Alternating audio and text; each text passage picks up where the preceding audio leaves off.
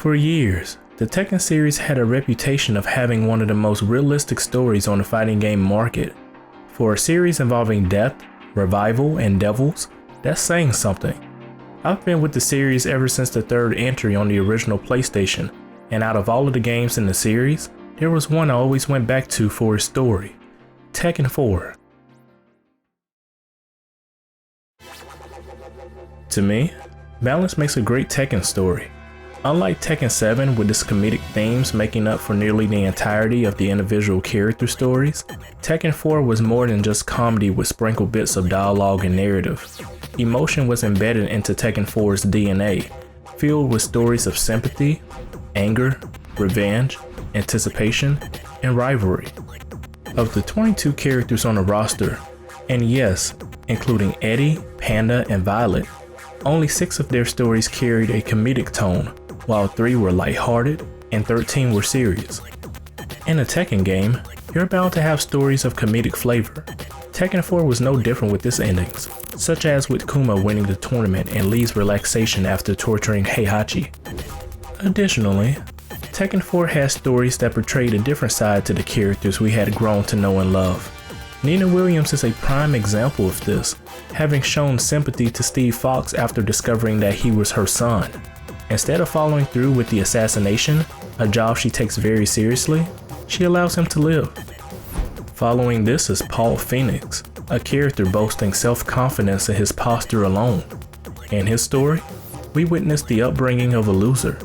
After believing he had won the last tournament, Paul departed only to discover that he did not officially win the tournament.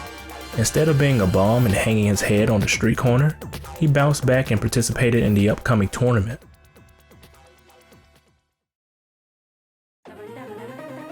After his success, he became someone he wasn't proud of, a person surrounded in fame and material things.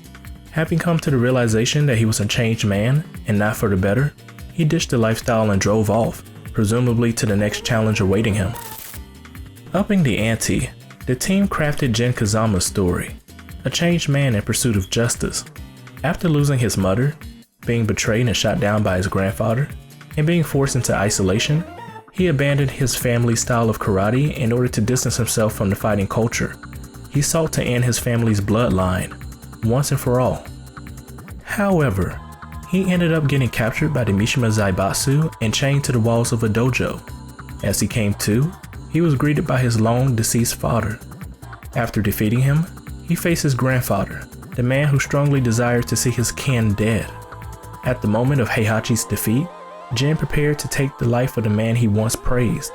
It was until he saw a vision of his mother that he released Heihachi and allowed him to live. The peaceful nature of the woman resonated with even the devil. Lastly, there was Harang. We were shown that the street ruffian was more than just a loud mouth and a few kicks. While he was drafted into the military, he performed greatly and even gained the praise of his superiors.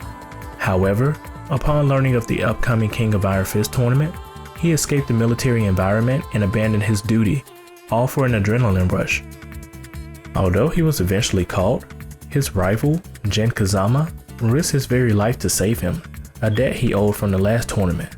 For the first time, the two exchanged smiles and enthusiasm as they promised to fight again in the next tournament.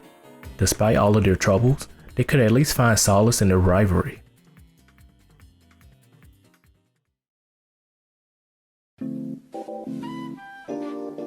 If you made it all this way, thank you for watching the video. If you liked or disliked what you saw, rate it below and leave me some feedback in the comments. If you enjoy the content on the channel, make sure you subscribe and hit that bell icon to be notified of new videos. Thank you so much, and you guys have a great day.